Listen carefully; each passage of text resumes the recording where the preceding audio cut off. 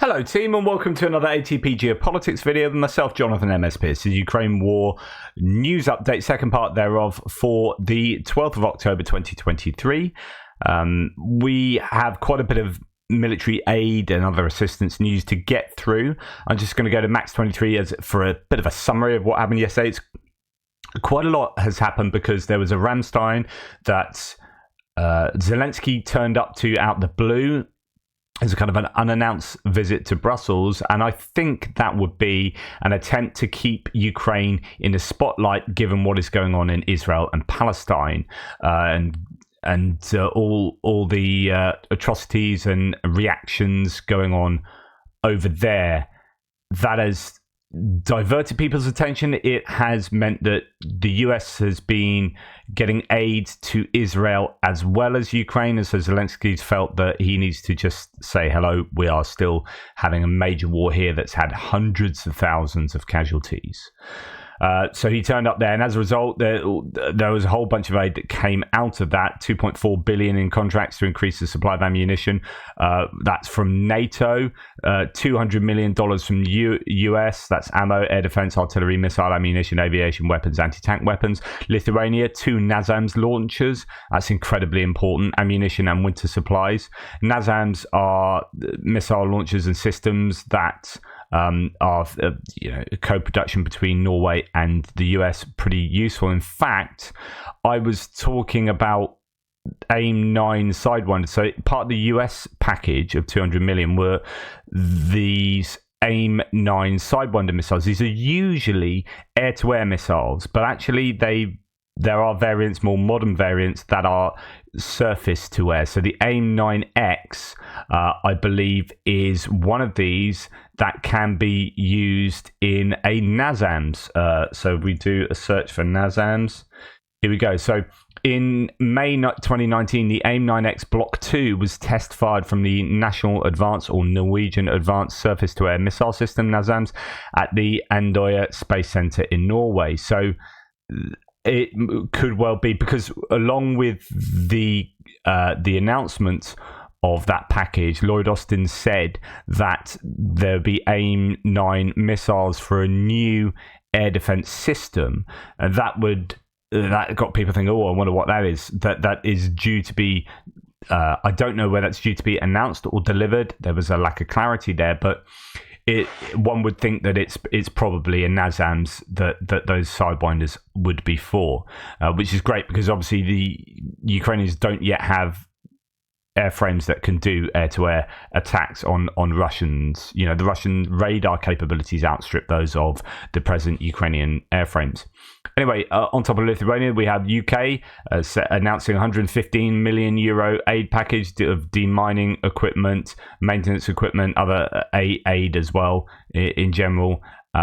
Denmark has announced transfer of F-16s in the beginning of next year, so they are the earliest ones to get the F-16s there in the spring of next year. Belgium saying probably going to be maybe 4 F-16s, but that won't be until 2025, and then substantial technical support as well. Finland announced €95 million in a new aid package. Canada, $25 million for winter preparation. Norway, $18.5 million for demining. There's something else from Norway as well I'm going to talk about. Spain and additional air defense systems helped in preparation for the winter, and €1.5 million in demining. Those air defense systems are Hawk, 6 Hawk air surface-to-air missile systems. Germany, missiles for air defense and tanks. In fact, there was a $1 billion package. Bulgaria, English courses for F-16 pilots. So lots of people coming together to give aid to Ukraine. As Null Reports mentions here, Great Britain will provide a Terrahawk Paladin as part of their assistance. Belgium likely to send 4 F-16s. So there's, as you can see, lots here. Finnish will deliver more defense material as part of their €95 million package. That's their 19th one. Norway in the A Club, that is, they are providing mine clearance as well and other explosives. Okay, let's go and look at some of these. So Croatia and Spain are jointly going to allocate 6.5 million euros for humanitarian demining of Ukraine. This was announced during the International Conference of Donors on Humanitarian Demining in Ukraine held in Croatia. So that's why you're hearing a lot of mining stuff coming out, or demining stuff coming out. Spain is sending 6 additional Min-23 Hawk air defense launchers. I talked about this when this was first sort of came out into the information space. These are older systems that are, really pretty much at the end of their lives, but will be useful in adding to the network of air defense that Ukraine has. They desperately need stuff like this. Right at the beginning of the war, people like Trent Telenko were calling for the US to go and hoover up all the Hawk systems around the world. There are many. I think there was supposedly Taiwan was to deliver a whole bunch, but I think that was given the kibosh there. Nonetheless, there are a number of these Hawk systems around the world and enough missiles for them to be to play a useful role in Ukraine's air defense, but that never really materialized. But I think most countries would be willing to give up their Hawks with the onset of much newer and better equipment. Spain will also deliver additional 105mm and 155mm ammunition, field rations, generators, and winter equipment. Canada announces winter military aid worth $19 million. The aid package includes winter clothes, military uniforms for 2,000 female soldiers. That's an interesting difference there, and different ammunition as well. Belgium will allocate 1.7 billion euros to support Ukraine from frozen Russian assets, says the Belgian Prime Minister Alexander De Croo. So they met yesterday, and that was because Zelensky was in Brussels. And even though it's unannounced, that happened, which was really good. Frozen assets, of course, that's I'd say easy. That's a no-brainer really in terms of giving stuff to Ukraine. Well, here's Russian stuff we've frozen. Yeah, go and have that, rather than here's money from our coffers or stuff from our own military stocks. Norwegian manufacturer of defense technology Kongsberg is sending the Cortex Typhon integrated anti-drone system to Ukraine to defend against Shahed drones. So this is really good. Let's go and have a little look at what that is. So I announced back in August, I think, that these were being sent to Ukraine as a contract. I think was sorted out then. I don't know if what's now been announced is in addition to that August one. Anyway, this is anti-drone defense system. So Norwegian defense company Kongsberg is making significant advances in anti-drone technology and integrated combat solutions. The company recently announced plans to send its Cortex Typhon air anti-drone system to Ukraine in an effort to protect against Iranian-made Shahed trailing munitions. Developed in collaboration with Teledyne FLIR, the Cortex Typhon system offers a comprehensive solution to mitigate aerial threats. It adds the ability to physically disable drones, providing a robust countermeasure, so shooting them, providing a robust countermeasure against a variety of aerial threats. The package includes Kongsberg's remote system station and a Cortex integrated combat solution, ICS, along with surveillance system. So it's a whole sort of technology suite and weapons system. So that is that. I think there's a trailer you can get on that. But yeah, it looks... Oh no, that's the Terrahawk. That's the UK one we're just about to learn about as well. But I think there are some little trailer parts to that as well that you can get, if I remember correctly. Let's have a look here. No, not in that one. I will find it for you because... no, I won't. Clearly not going to find it, am I? Okay, yeah, here it is. So they're those trailers. So that's, I think, part of the system as well. Okay, so that's what Norway are providing. Canada, Belgium, Norway, and now we're going to get on to the UK one. Great Britain will hand over MSI DS Terrahawk Paladin to Ukraine. This is pretty cool. Looking anyway. It's stationary, so it's kind of off the back of a truck. It is a platform which can track and destroy drones and protect critical national infrastructure. So the UK announced that a major new package of support which would include these systems. Now, first thing I thought is that these are the Terrahawks. Now, for those who know their sci-fi kids TV shows from the 1980s, Terrahawks were awesome, and I won't have it any other way. Great British Jerry Anderton TV show. that all decent humans of my era watched and enjoyed. Oh, I remember those little rolling robots, and then you had the hairy ones as well. Oh, it was so cool. I loved the opening sequence to that. Nonetheless, that's not what you're here to know about. Right, okay. So, Ukraine to receive British drone hunter, what's known about the anti-drone system, Terrahawk. So, as you can see on the back of that flatbed there, the new military support package from the UK includes the advanced Terrahawk Paladin ADS anti-drone system. The system will help in repelling drone attacks thanks to its artificial intelligence-based tracking system capable of recognizing even birds. So that looks pretty cool. So let's go and find out a little bit more about it. According to UK government's announcement, the Terrahawk Paladin ADS is designed to track and destroy drones as well as protect critical national infrastructure. So if you can just slap that on the ground, you put that next to a grain storage system or something like that down in Odessa or next to some energy infrastructure. The exact quantity of systems Ukraine will receive is currently unknown. It's considered a classic anti-drone system. It combines an automatic cannon with a digital fire control system and a radar system. The NMSI Defense Systems installation is a mobile platform. It can be transported to its deployment point on a truck and can also be used in stationary mode. The Terrahawk system can engage targets at distances of up to 2 kilometers using its cannon. In the standard configuration, it is equipped with a 30mm automatic cannon, the Mark 44 Bushmaster 2. This cannon has a dual feed system, allowing it to use two different types of ammunition, including programmable airburst rounds, the semi-active laser-guided rocket like APKWS. So potential threats are tracked over a 360-degree area by an active electronically scanned array radar. Additionally, the system includes an optical target acquisition and tracking system with both daytime and nighttime channels, enabling target destruction in all weather conditions. The optical sighting station, known as SATOS, is developed by MSI and features a thermal imager and laser rangefinder. It is autonomous and powered by a generator, so you don't need anyone there. You can just drop it off and let it do its thing. Remote control is carried out by operators using handheld control units, so I presume it's both autonomous and remote controlled. The system requires only two operators, one responsible for target surveillance and the other for target engagement. Unless, of course, this article is incorrect, because autonomous means it doesn't need operators. So I don't know whether it can be used for both or whether they actually meant remote controlled.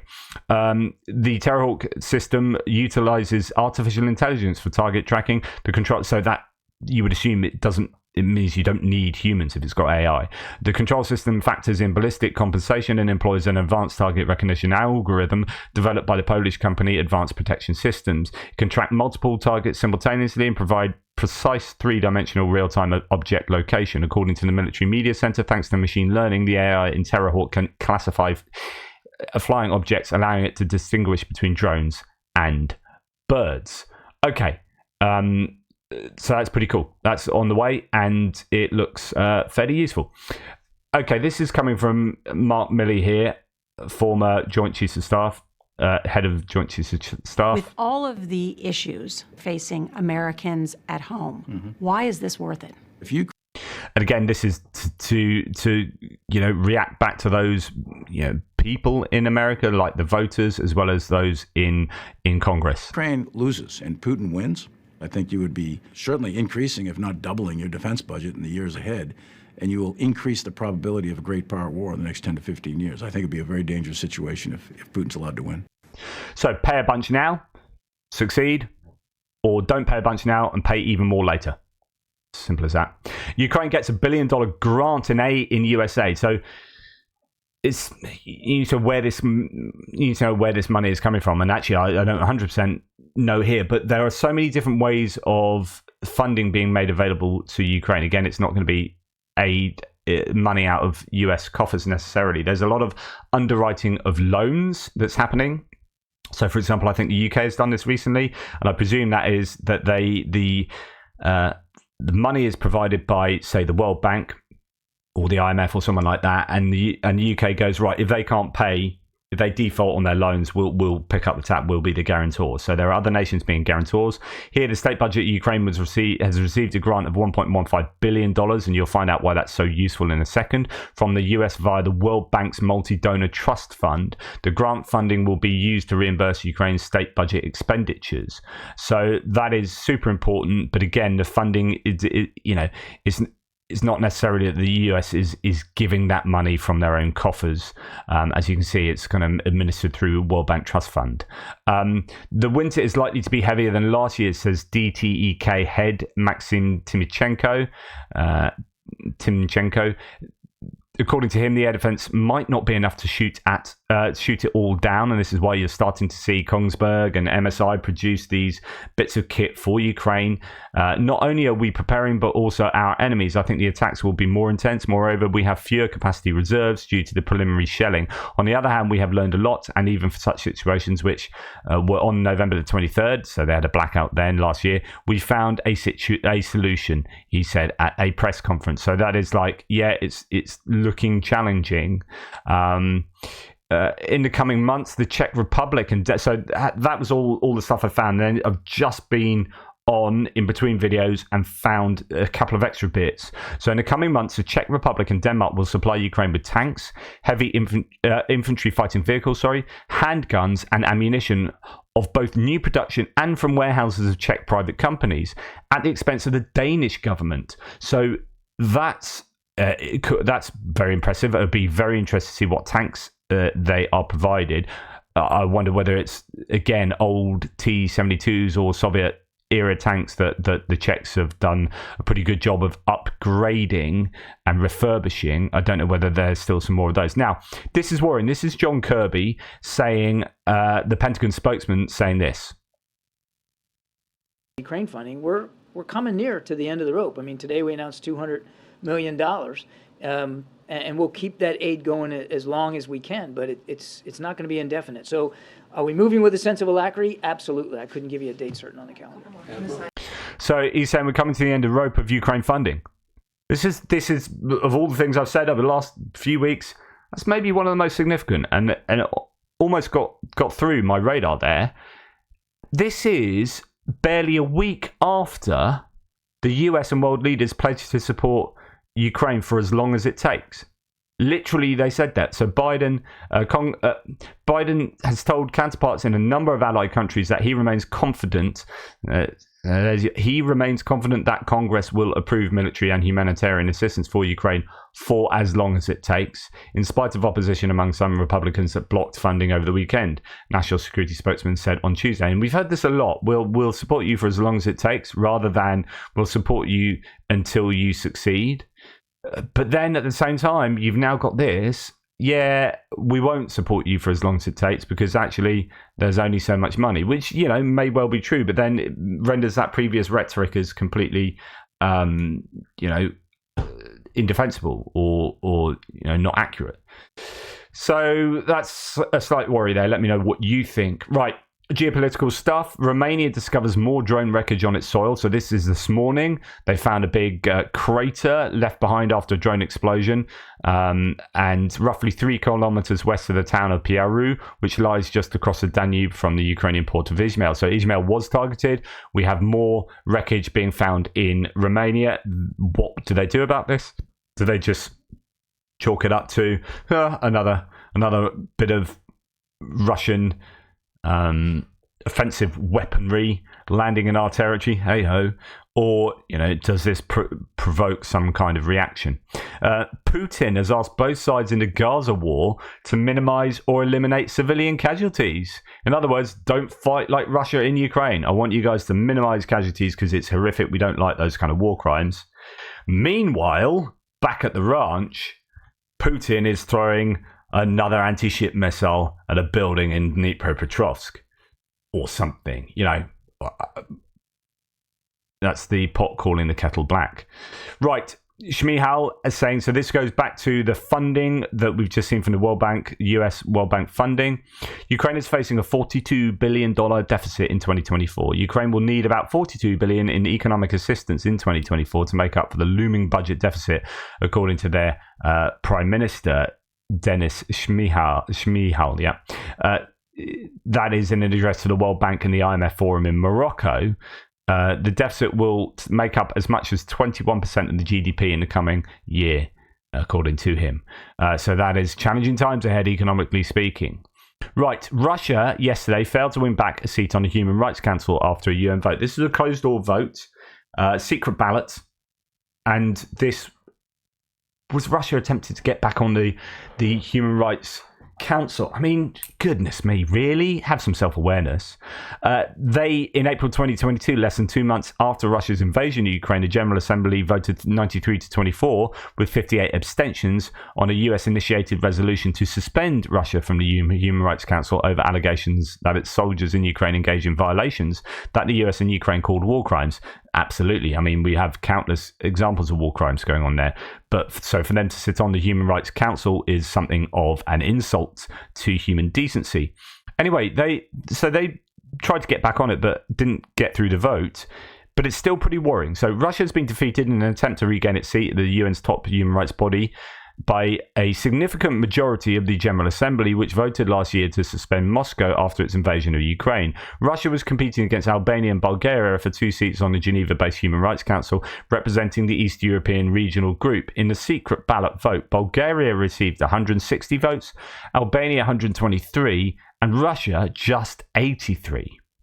So Russia has claimed, but you know, 80. So the question is, who the bloody hell are those 83? 83 people, 83 nations voting for Russia to be on the Human Rights Council. Sweet, but Jesus. Russia has claimed that it has support from a silent majority. Obviously, it didn't, and that's been shown here.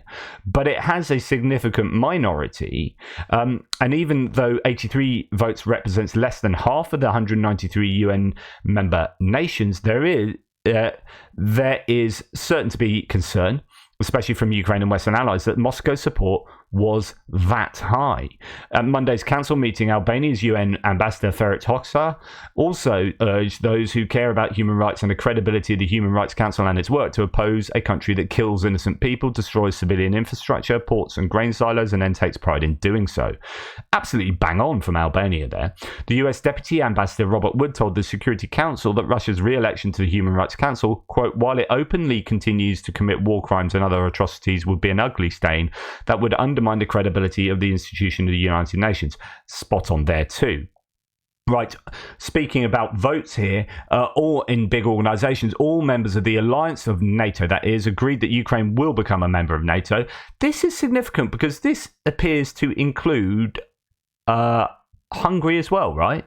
According to Stoltenberg, the armed forces exceeded all, and Turkey, which is less surprising, the armed forces exceeded all expectations and returned 50% of the territory that was captured by the Russian Federation since February 2022. He added that Russia has become much weaker militarily, economically and politically isolated, but there were no signs that the Russian president has given up his ambitions. And finally, a diplomat from Ecuador has been found dead in Moscow. Jorge Patricio Thalassios Porres was just 53. Stopped communicating on Tuesday evening. 2 colleagues from the Ecuadorian embassy went to his apartment and found his body. Police say there was no sign of violence. So a kind of falling out your window without falling out your window type affair there. And obviously that's sad. Were Ecuador one of the critics in the UN of Russia? I know Guatemala gave a great speech. I think Ecuador might have said something as well. I don't know whether this is representative of a schism there, or he died of natural causes, or some nefarious foul play. Anyway, that's what's been going on. Hopefully that was of use. Please like, subscribe, and share. Really appreciate all of your wonderful support. Thank you. Take care, and I'll speak soon.